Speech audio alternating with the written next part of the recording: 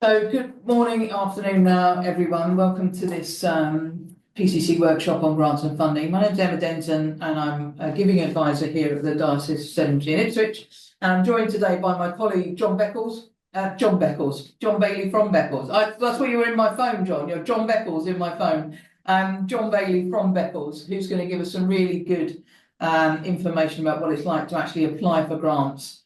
So let's just start just to let you know what if we could hold questions for the end. That would be really helpful for John and I, just so we can present to you. So if you've got anything you think you need to ask, then please do jot it down, and then we should have time at the end to ask any questions. I'm just going to take you through a bit of an introduction to grants and funding, and then John is going to take us through his actual experiences of grants and funding, which are vast, and I hope you'll find that really interesting. And then we'll go through the resources and support available from the diocese, and then obviously John and I are happy to answer any questions.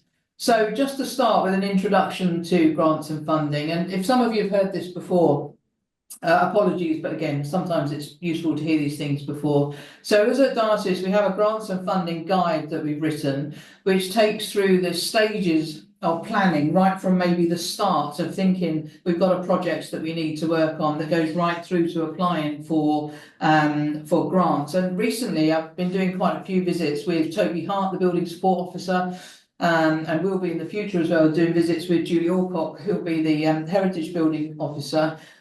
It's really good to go and talk to parishes and churches at the start of a project sometimes. So Toby and Julie talk about building stuff and the very practical things, and then I can come in and support them then with an action plan and support the parish with an action plan. Because often the clear vision is something that is not very clear at the start of a project.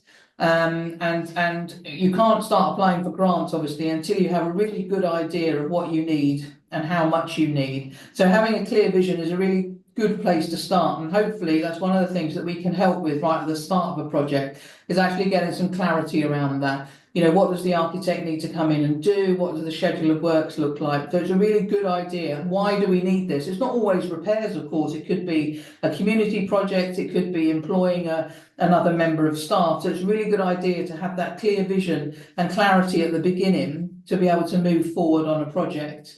And then it's about starting a plan. It's about getting a team together. You know, I feel desperately sorry for people that are doing it all by themselves. And I know probably all of you will have experienced that at some point, where you feel like I'm the only person working on this. So if there can be a team, even a team that just supports you as the grant writer or the project lead, that's really helpful, and not leave it just in one person's hands and to sort of feel like they're on their own. It's really, really important to have a team around you. Obviously important things like permissions and faculties, you know, what do I need? And making sure you've got the dates of DAC meetings in your diary. So you've got to think, hang on a minute, I can't apply for that grant because I won't have got my faculty. And so things like that are really important to have as a clear plan at the beginning of a project. Costs and estimates, obviously. I mean, sometimes some grant funders won't need absolute exact figures, but you're going to have a ballpark figure of where you're going with your costs. How much is it going to cost? You might have quotes, which is brilliant, but actually you need to have a really good estimate of how much you're going for, because of course it depends what funder you apply to as to how much money you need. Have we got money towards it already? Again, what does the PCC finances look like? What realistically could we put into this, or what have we got in a building fund, or what have the Friends group been able to support us to raise? So they're really important, to actually work out the finances. How much have we got and how much do we need? A lot of grant funders will want the community involved, and again, it's about reading the grant application properly, because it's a bit like a CV. You don't send the same CV for every job, because if you're applying for a CV and they want to know about your educational qualifications, you want to put that front and centre on your CV. If they're not interested in that, they're more interested in experience, that's what you put first on your CV. And it's exactly the same with a grant funder. If they're all about community, then actually, with the greatest of respect, They're not really interested in all the, maybe the churchy stuff, if you see what I mean. What they're interested in, what are you doing with the community? So you put that front and centre. Whereas other organisations that are particularly interested in funding religious activities, you want to make sure they know all about that first. So that's really important to know which way round to put that. But engage in the community. Most funders will want to know, what are you doing in the community? How are you serving the community, and how is the community served by you? Fundraising events, again, I can happily discuss with any of you individually about fundraising events that might be suitable for you. How we engage in local donors in this. Are there some people, who are in the community who would just be prepared to support it, whether or not they tend to come to the church or not? It's a really good time as well to look at all giving. So if you've got a project need funds for, then you really need to start looking at your giving. Are we in the parish giving scheme? What is our online giving like? If I go to a church near you page for your church and I try and donate, can I donate from there? A church near you gets 70 million hits a year. 70 million. Now, some of them are your church for sure. Some of them are your church. So if I visit your church at a church near you, can I give? That's another thing to think about. What is the footfall like in my church? Is it worth me considering a contactless device so that people can just wave their card at a device when they come into your church? Again, it's just a really good opportunity to start thinking about giving in total when you're looking at a project. And then have grants. What grants am I going to apply for? I'm more than happy to help. I'll talk a bit later on about how we can help, really, but certainly can help you with a grant strategy and a list of possible funders that you might want to apply to. And then what do I need to start applying for these grants? And John will go through this again in a minute, is actually, once you've got like a statement of words, a document that contains really everything you want to say about your church. I love Garfield Weston's 4 things they talk about: your work, your people, your finances, your vision. They're the 4 things they want to know about, and they're really good things to have in your head for any grant. Who are we? What do we want to do? How much do we need to do it? And what could we do if we got that money? Those are really good things to have. But things like your costings, your photographs, all things that you might want to include in an online application or a paper application. Have you got it all to hand so that you can just crack on and apply for those grants? So there's a bit of organisation as well when it comes to starting to apply for grants. So I'm just going to leave it there and let John tell you about his experience, because he's got many years experience applying for grants. So John, I'm going to hand over to you. Good morning, everybody. It's a great pleasure to speak to you this morning. I find it always very strange doing a Zoom seminar as if you're talking to the brick wall in front of you. But can we move on to the next slide, please, Emma? Well, my aim with this talk is really, those of you that have not had a go before, is to give you an idea of the level of commitment necessary, but above all, to encourage you to have a go. I come from a background in my work of continually evaluating projects on farms, actually, whether they're really worthwhile or not. And it's obviously a very touchy subject with churches. People are very, very keen on their churches and so on, but I do sometimes wonder at the cost versus the number of people likely to benefit. Now, you all will have your ups and downs for sure. And I've had not many, but I've had some sleepless nights. But overall, I found it a very satisfying experience having a go.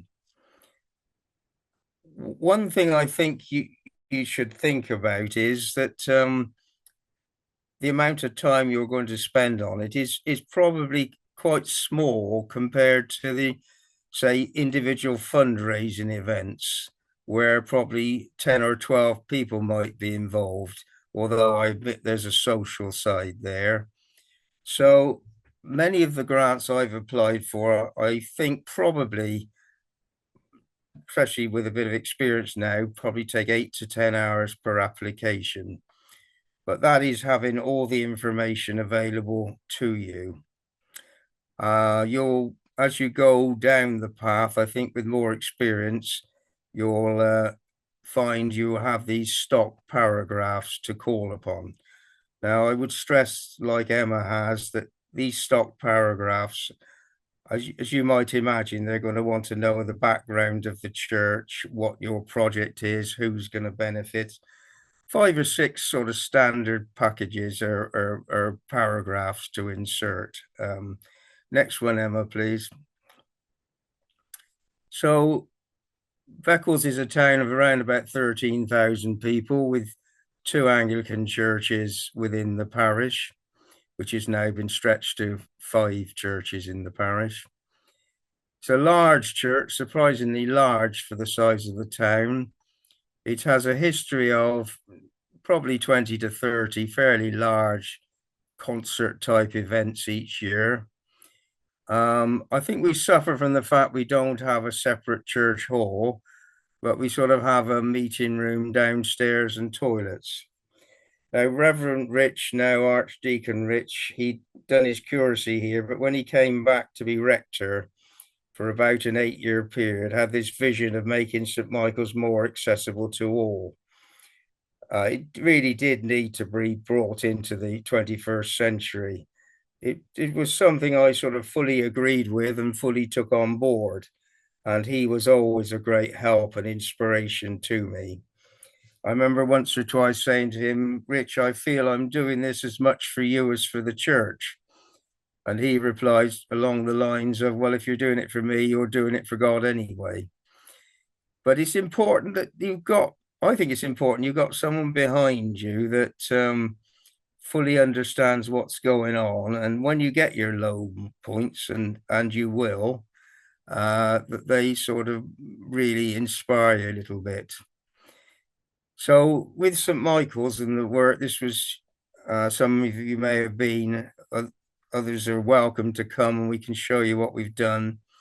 The main items were accessible toilets, a servery, cafe area, and leveling the front where there were awkward steps, particularly for older people.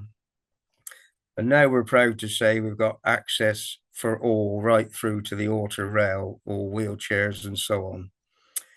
Now, St. Luke's is a contrast. Instead of being a 650 or 800-year-old church, it's a modern community church catering for the community with a hall and a proper commercial kitchen.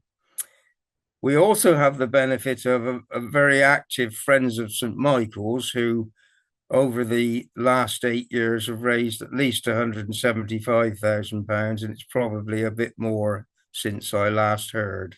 Next one, Emma.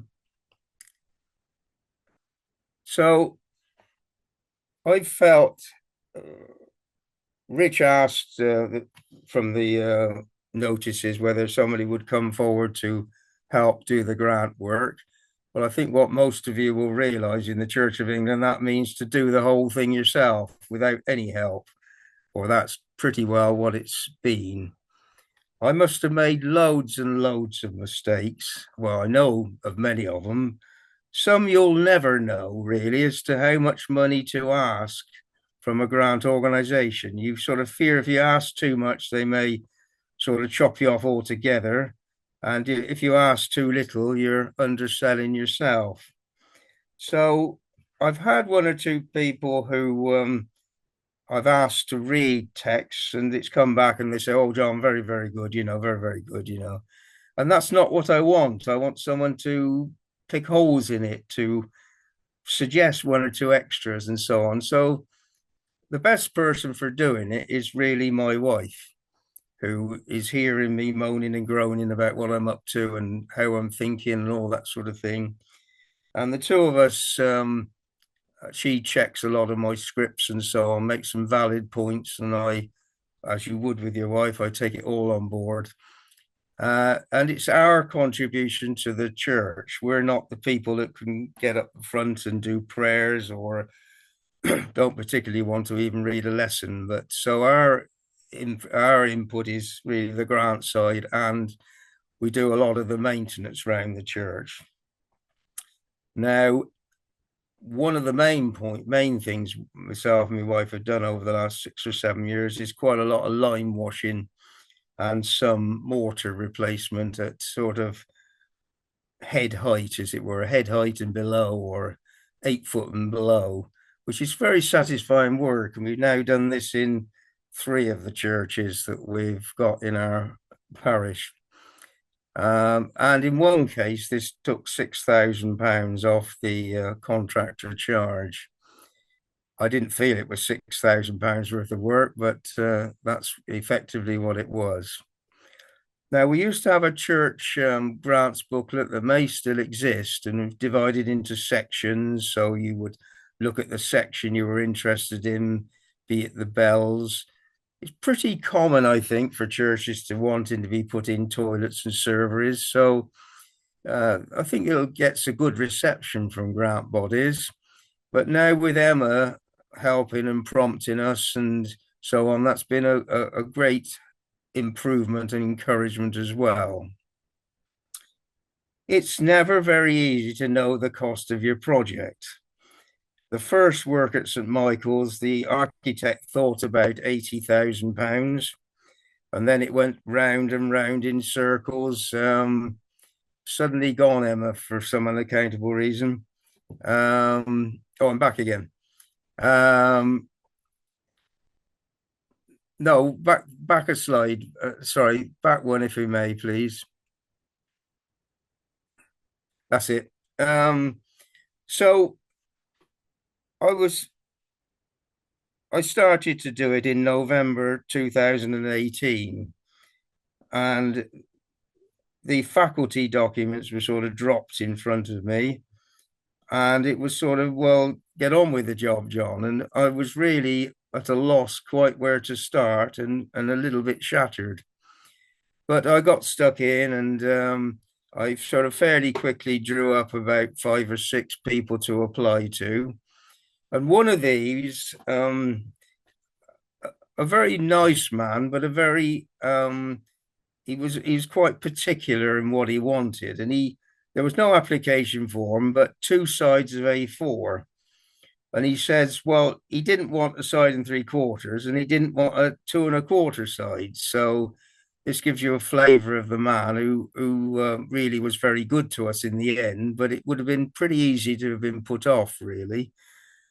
So I drew up my 2 sides of A4, and he's one of the only 2 people, grant-wise, that's visited our church, apart from a couple of local people. And when he did come, he said, well, John, I think this is about the best summary I've ever seen written. So that was quite nice to hear. So you must come up, generally speaking, with a sum of money that you want them to give you. Don't ramble, but you will find that you've got to say the same information in 2 or 3 of the boxes. So I don't think you will you should be afraid of repeating yourself in the context of what we're doing. And as Emma's hinted at, really, many grant organizations, it's the only thing they're really interested in is community and not church. So it's community, community, community. You're keeping stressing throughout all your application. A bit like Kirsty Allsop on our housing program of house location, location, location. Next one, Emma. So you've really got to fully research what you want. If so, you've settled on a grant body, I suggest you get their grant form up. I suggest you make a note of the headings that they want you to answer under, and they'll usually say 300 words, 400 words, or something like that. You'll know that they're almost all of them want a latest bank statements and annual accounts. Most of them would like or want some photographs. And always remember that photographs are, a photograph is worth 1,000 words, I think, is some of the phrases that are mentioned. So you need the prices. ideally tender prices. Now, the one I mentioned to you that started off at 80,000 ended up at 140,000 by the time we'd had an 18-month trouble getting the faculty and the general delays and tremendously increase in prices at that time. But you're not going to, as I say, you're not really going to get grant bodies come to see you, I don't think, short of this one man and our local people. I don't really take a tally of how many applications I've made, but I think probably about 55 in the what's about 6.5 years now. We've got 1,000 to 20,000 from the grants. That's the range I've been working in, and probably about 36 grants. As you will appreciate, 4 to 6 months is quite a short time to get a grant through, and it could be near a year. It depends a lot on most of these grant people have 2 or 3 meetings a year. And I think you know what I'm going to say. You've just missed one meeting and it's a long time to the next meeting. So if you put it another way, my strike rate is probably 3 or 4 out of 5. Now, a lot of grant bodies will want you to have some money of your own and not be relying on them for everything. And it's tapered off a bit, but I think we've had 20 to 30% of the money we needed was church money, got by ourselves. In other words, not grant money. Now, I had years and years of writing reports for farmers, fairly official reports at times, and I like to.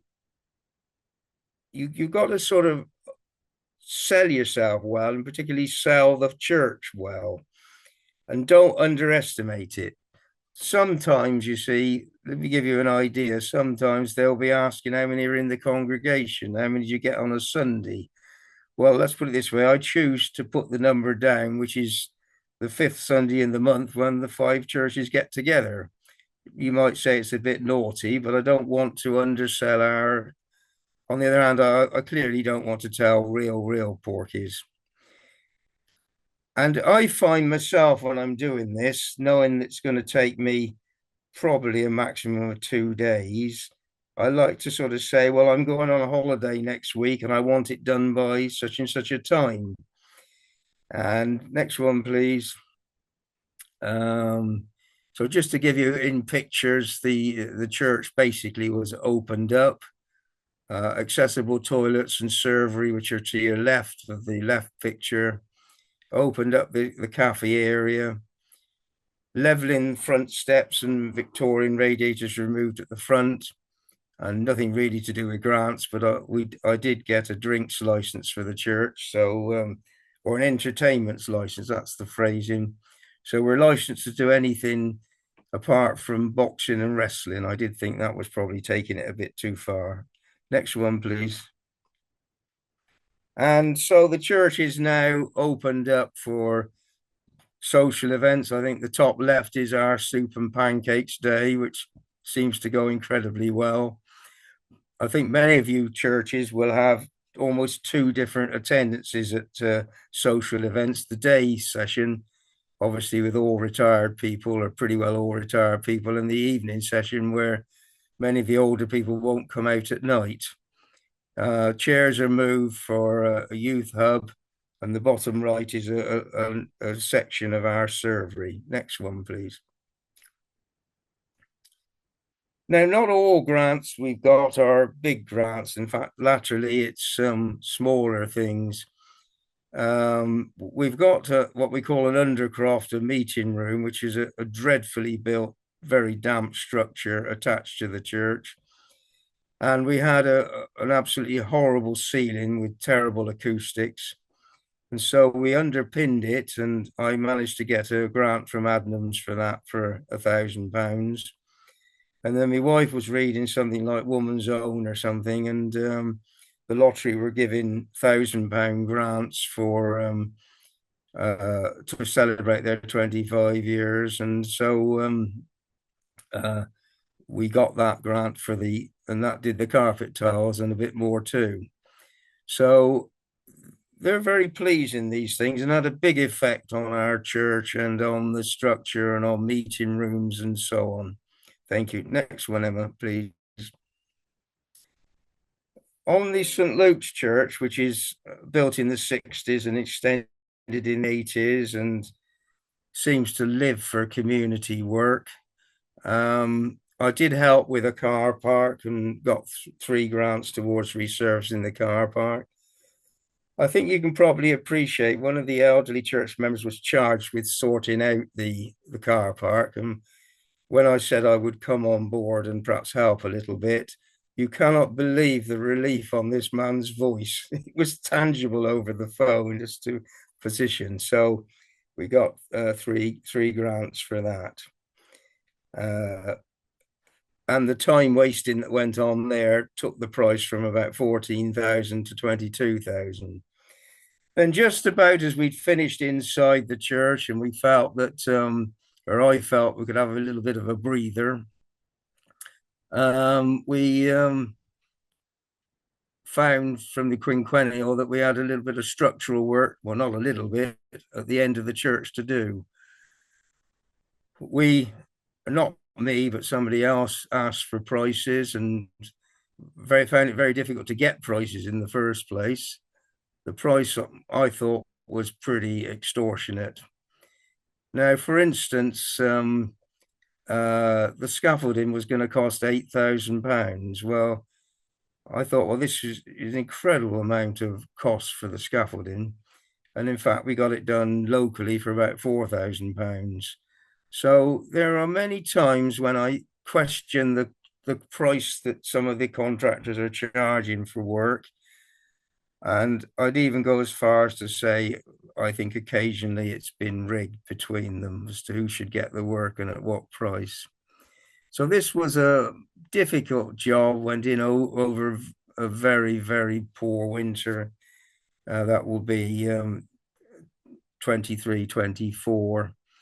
And it took 6 months of grind to get this job done. There's no other word for it. Vandals up on the scaffolding at night. Can you imagine wanting to climb to the top of a 12-meter scaffolding, winch themselves over there as safety fencing at sort of in the pitch dark?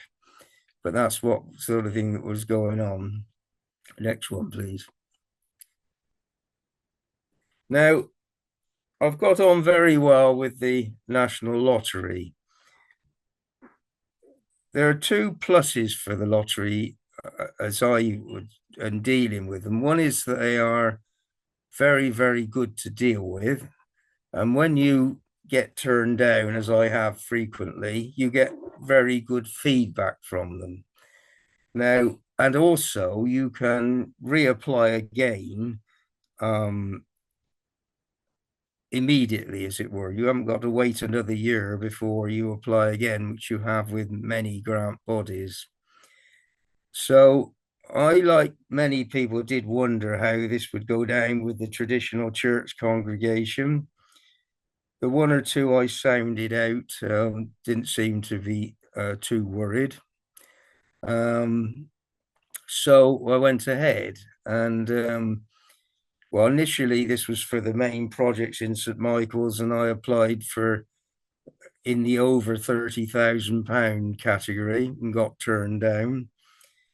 And I phoned up for a bit of guidance, and I think they thought my application was probably so poor, they decided you'd be better off to apply for 10,000 and be grateful, which I did, although I haven't found it easier, I might add. And on the 4th attempt, I got £10,000. Again, consultation. There's aspects of it that are a bit like a game of chess, really. You're sort of plotting as to what the person at the other side of the table is thinking and doing. So I did get the 10,000 towards the survey at the 4th attempt. But you see, you can imagine, you see, they turn you down, and I probably got it back in again in another fortnight. After consulting and so on. Well, many people said many people would have given up probably after the first attempt, but I got something in my little stomach that drives me on. And I've, I've also been in some wonderful places when the emails come through to say you've got a grant. And one of them was eating a bacon roll on Southwold seafront, and ping, you look at your phone and there's a £10,000 grant or something of that like. So it's pretty satisfying. Of course, there are the other sides, the ping, and you've been turned down. Now, the second grant, we'd done the front back of the church and we needed to do the front of the church. And we had two quotes. One was about 37,000 and one was £41,000. And I thought this is absolutely ridiculous for basically what's a joinery job of laying decking, really.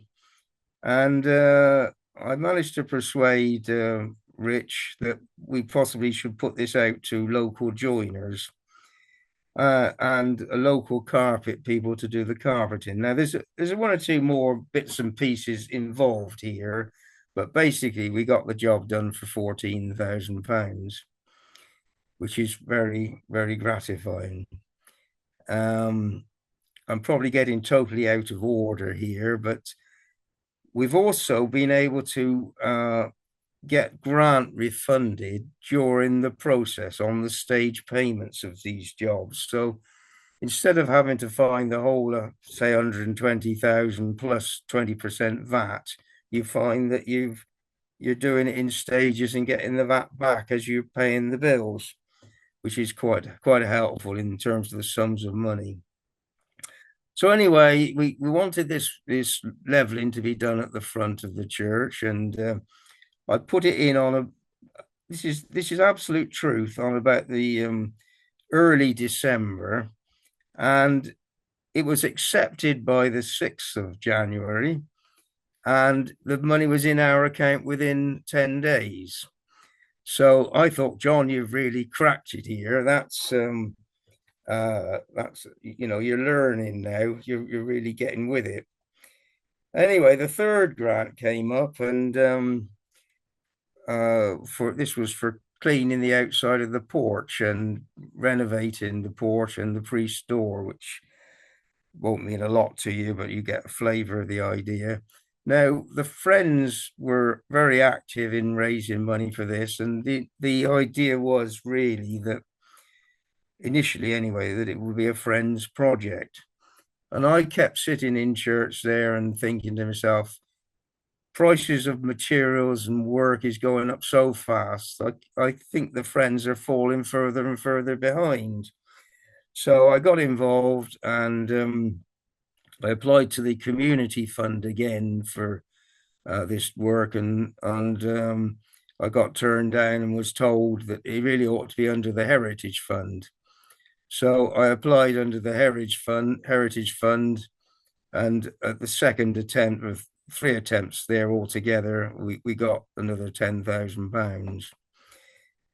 Then really, St Michael's Church within reason is about where it needs to be. You can always find work on a church building of that age, but it's pretty well there. And St Luke's had a minibus, which they got virtually for nothing, and it basically takes elderly people around from one to another.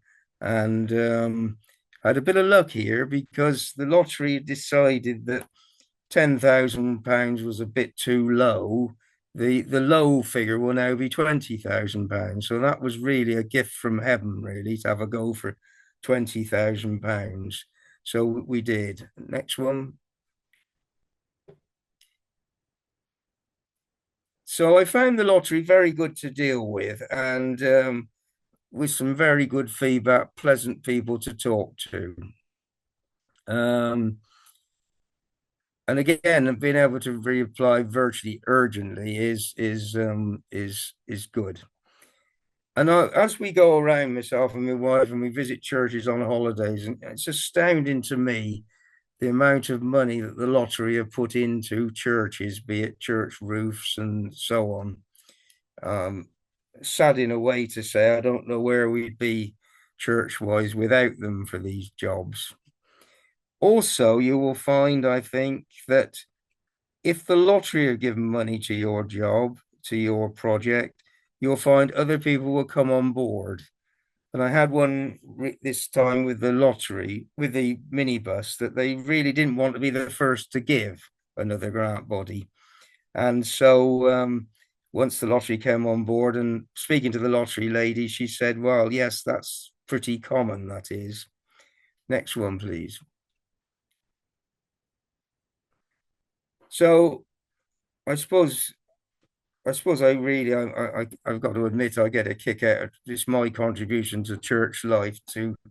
So I've been concentrating my efforts up at St. Luke's, and last year I got 3 grants towards the one was the lunch club, the uniform bank, and the Suffolk Foundation. I should mention the Suffolk Foundation are, again, like the lottery, very easy to talk to, very and they've been very generous to us, but it is smaller sums of money, sort of £2,000 to £3,000. So I'm trying this year to repeat these 3 grants if I can. I also did some diocesan grants for energy and rewiring at St. Luke's, and the actual wiring has just been finished today and looks absolutely superb, apparently. So I'm looking forward to seeing that. Next one, please. Concentrating on the minibus a little bit.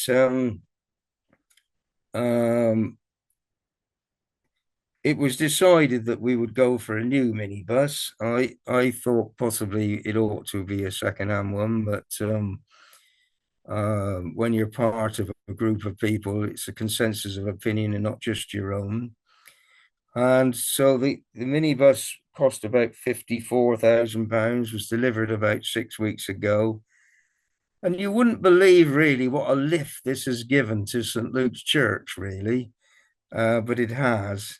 And a very gratifying thing about it was that something like £17,000 came from private donations. Now, that is a little bit unbalanced because 10 came from one person. Again, Emma hinted at people very willing to help who are not necessarily churchgoers. And this person, who I don't know who it is, gave £10,000, who's not a churchgoer, not a regular churchgoer anyway. So it's pleasing really to be able to help. Next one, please.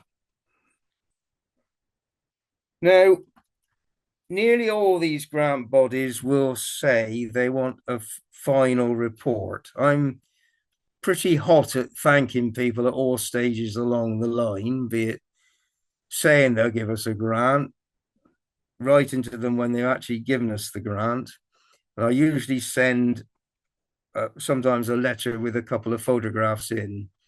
Now, I came unstuck a bit on one of the heritage grant at St. Michael's, because they were demanding that we had, well, not demanding exactly, but heavily recommending or leaning on us to have some new notice boards.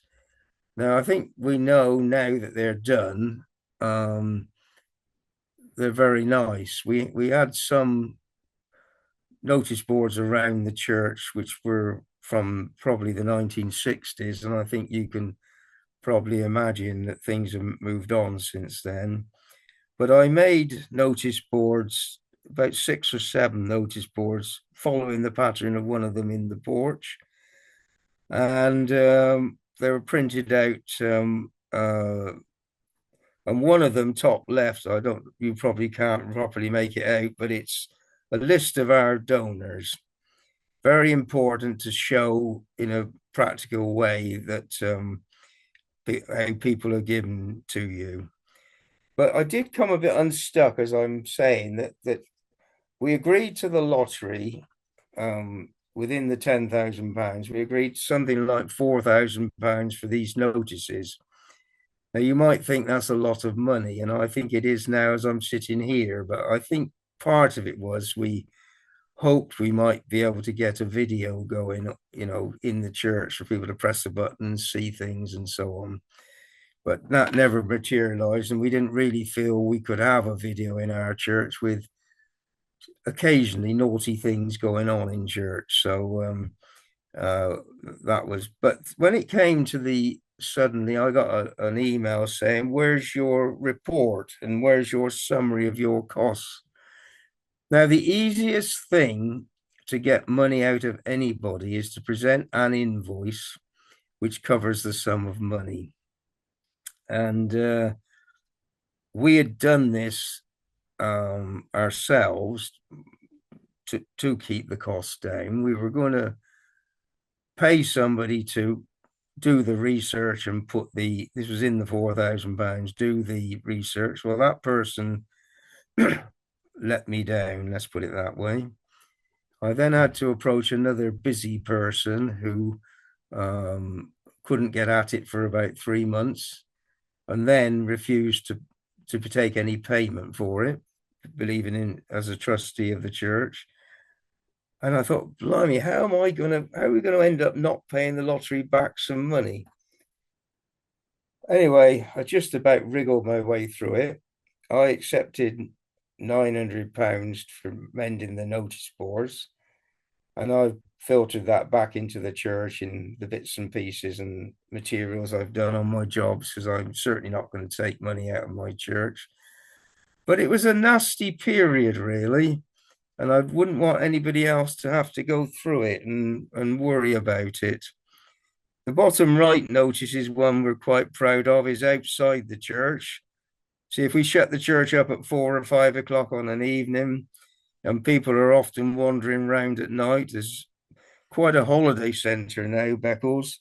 This does give quite a good flavour with QR codes on to give people an idea of what goes on inside. Bottom left is nothing's new in life, is copying the idea of these clipboards from a church at Cromer we saw. Smartens up the notice boards and prevents people hanging things with sellotape and pins and I don't know what, and looking a disgrace.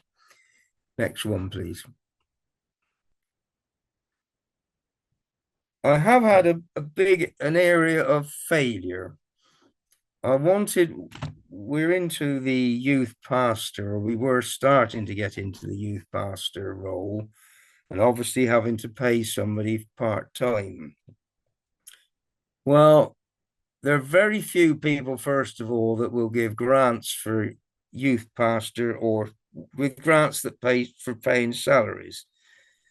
And also, they want really the post to be established, or the people we're dealing with. And I ended up with only 2 people I could find that would even consider it.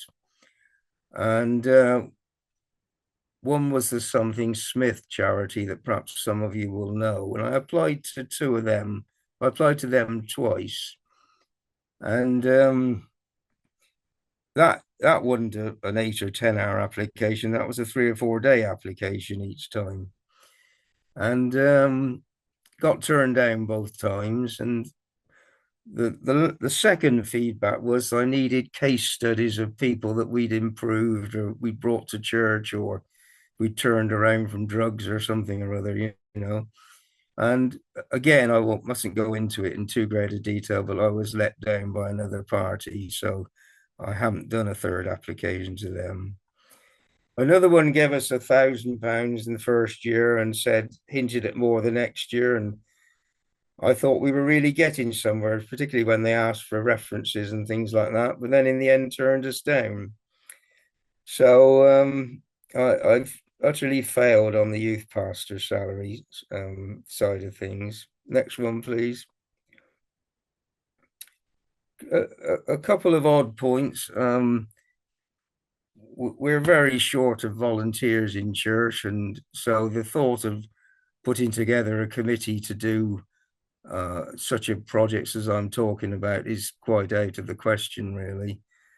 I suppose I'm not easy to deal with in some ways, in that I can do things at the drop of a hat.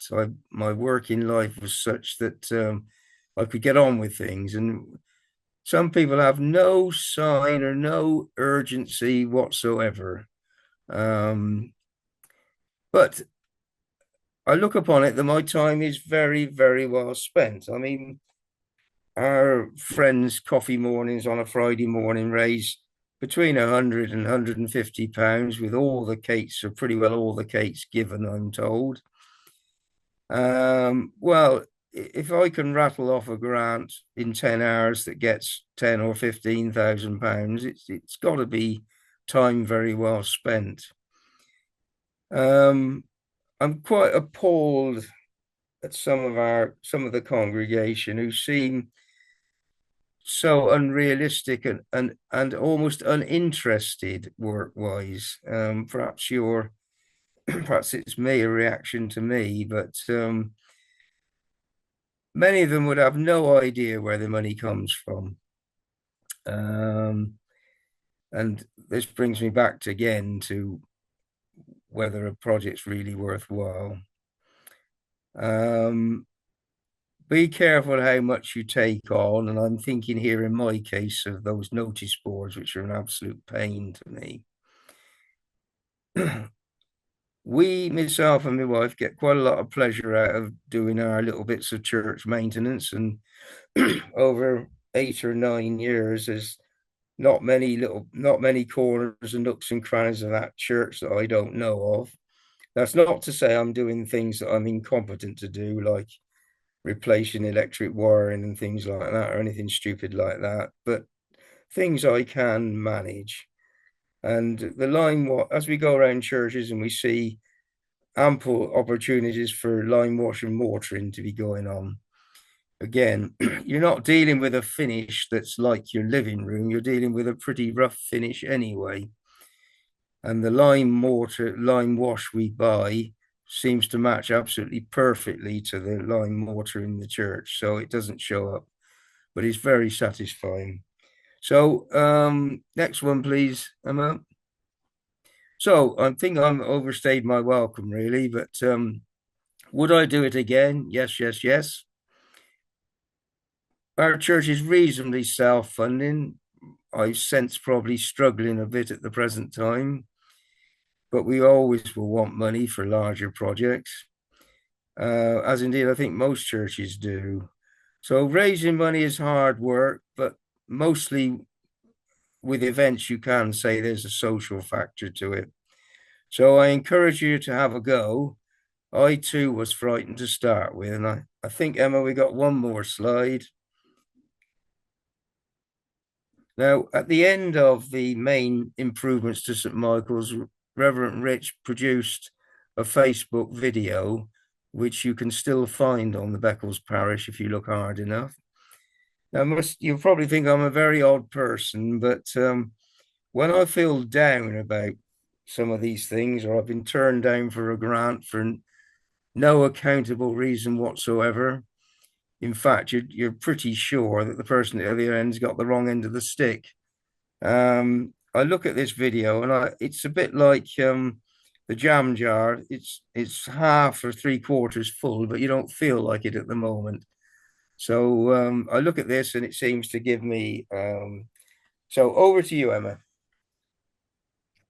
John, thanks so much. If anyone wants John's contact details, come back to me afterwards and I'll send the slides out anyway. So, I know he'd be happy to have a conversation with you one-on-one, really. But just to to close, I felt it was really important just to hear some real actual practical, what it's like to apply for these grants. So just to finish off, is that, our offer as a diocese is for me to come and visit, have a chat through your project.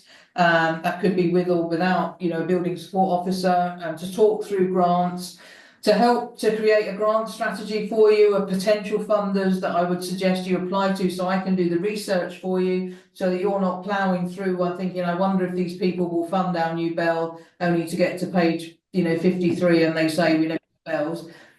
So I'm more than happy to do that for you. I read a lot of grant applications.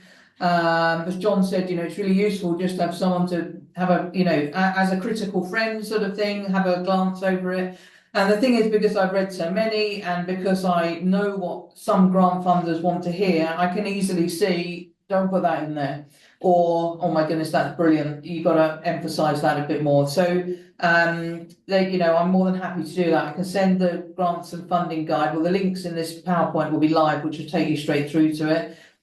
We've got things like, so this is a grant strategy, just an example of what they sort of look like when I write a grant strategy. So the name of the charity, how much to ask for roughly from that charity, a bit of spiel about what they actually fund, and then if there's deadlines, when are the deadlines, just so it's really relevant and bespoke to your church as well. Obviously I repeat funders to a lot of churches, but actually often I can be really, really bespoke and write a grant strategy which suits your particular needs, and I can put them in order of what order to apply to. I can be as helpful as you want me to, really. So that's just an example of that.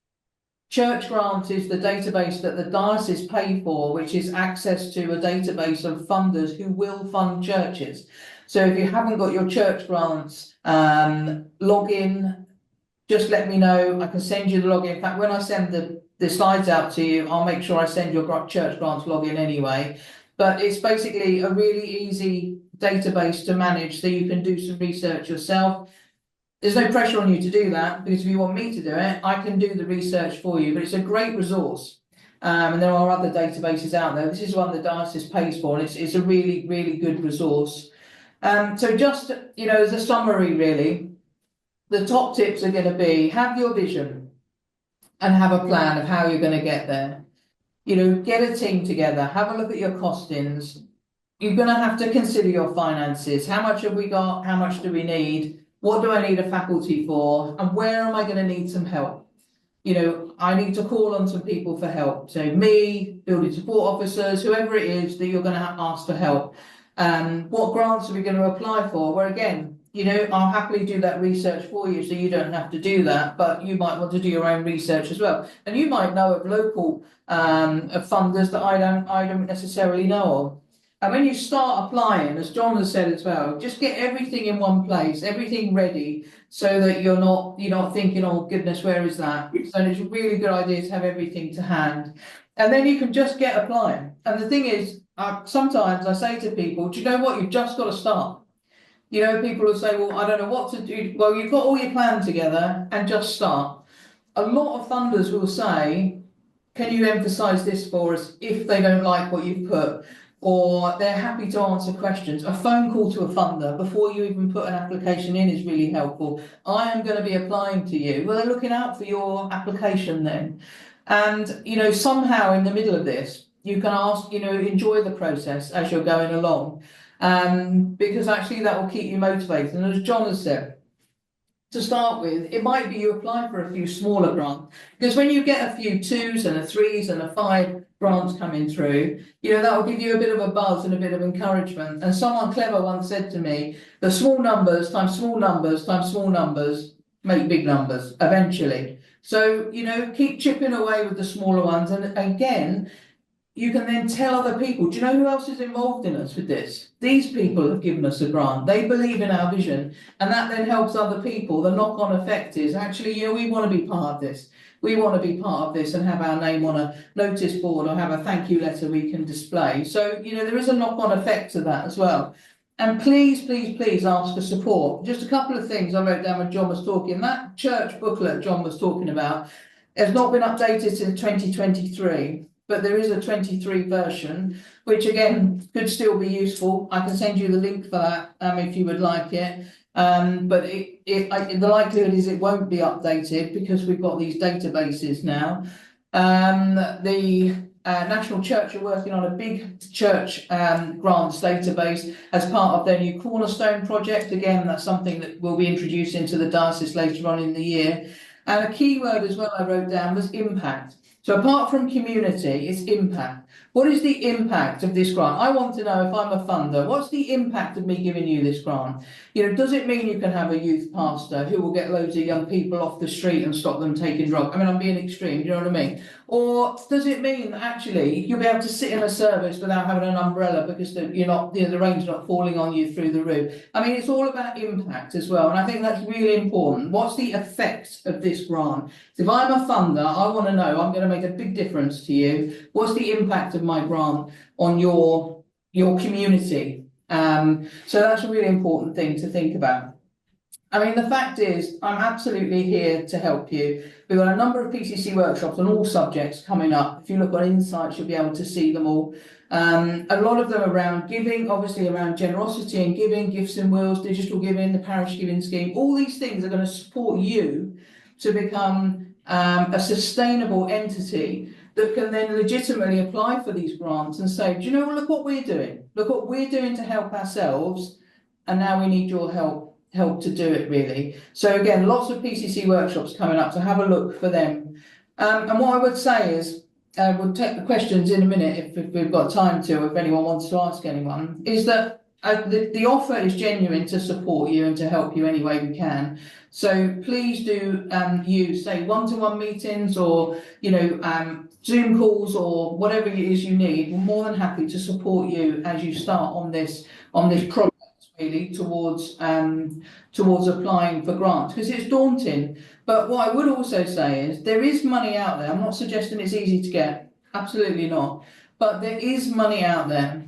Last year, that I know of, we supported churches and parishes to the tone of about £1.8 million into the diocese from grants.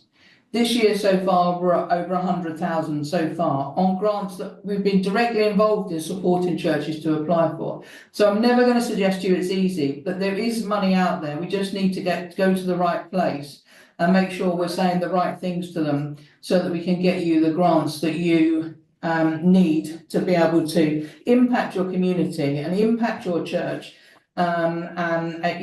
today and also in the future. So that's the end of the presentation side of things, really. As I say, the slides will be sent out with all the details of how we can help you, and the links will all be live, so you can just click on the links. But if anyone has got a question, I appreciate we're sort of dead on time, but if anyone has got a question, please do feel free to ask, and John and I will do our best to answer. No question from me. I need to go. So, but I just wanted to say thank you to you and to John. It's been very interesting. Thank you. And I'm sure I will get in touch in the near future. Thank you. Bye-bye. Bye. Richard, sorry. Yeah, Emma and John, thank you very much for that. It's been very interesting. I do have one question. I spoke to a lottery lady several months ago, and the one thing she said to me was, don't come to us first. We like to see other funders supporting you before you come to us, which more or less contradicts what John's experience has been. So I'm slightly confused on that front, because I'm looking for £650,000 for Debenham Church at the moment. New South Isle roof, new heating system because ours is just literally blown up, and a servery. So we've got a lot of money to fund, and I need to go to the lottery for a good chunk of that, I would guess. And I'm just wondering when I should actually approach them. Well, three of my grants have been community from the lottery. I've certainly not had that in any shape or form. And only one's been with the Heritage, and that was the low-level grant that you're talking, obviously, of a high-level grant. I would think the advantage with the lottery is that they're likely to give you an answer, in my experience, within 4 to 6 weeks. So you're not into the 5 or 6 month job. So you could, in theory, get some grants from other people and then apply to the lottery. But I would be tempted to put it in straight away with the rest. Okay. Not sort of, it's a preference, I'm sure, with these grant bodies, that someone else has dipped in their pocket first of all.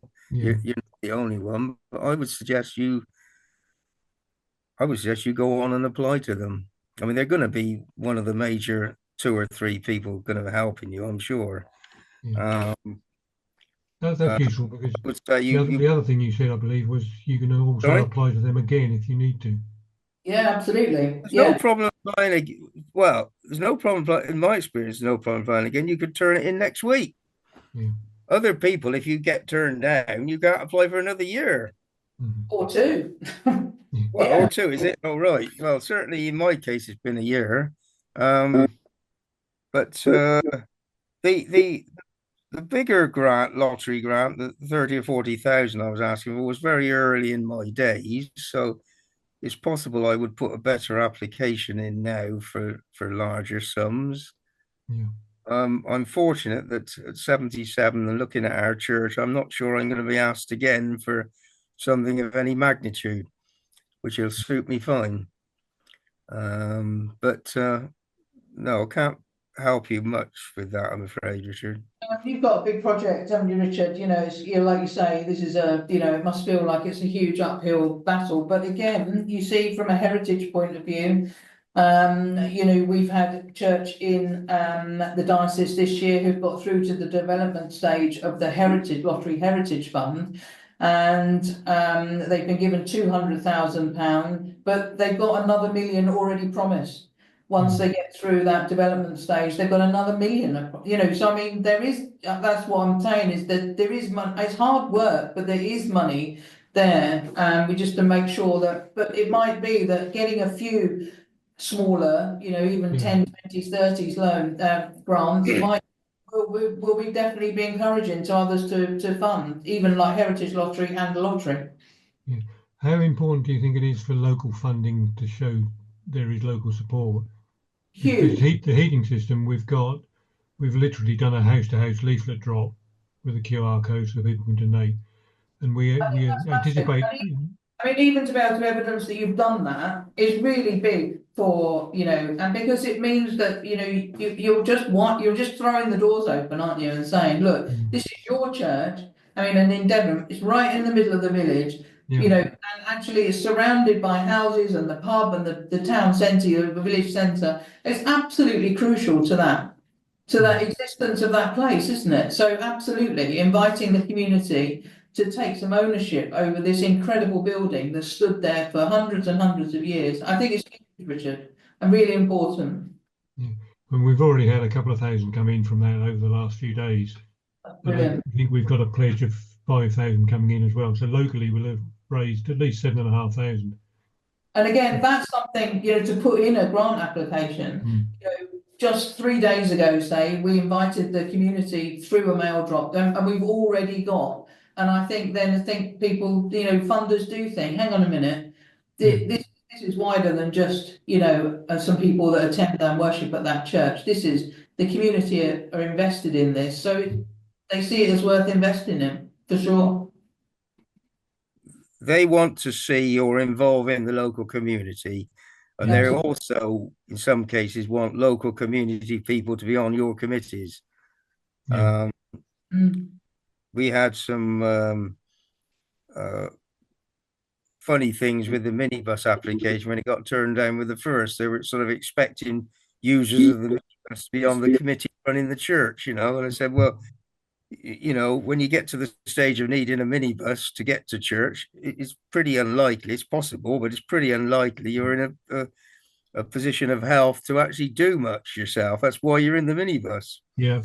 But of course, there could be a Hannah Cockcroft or something who's won the Olympics in a wheelchair that needs the minibus, but there's not many of them around.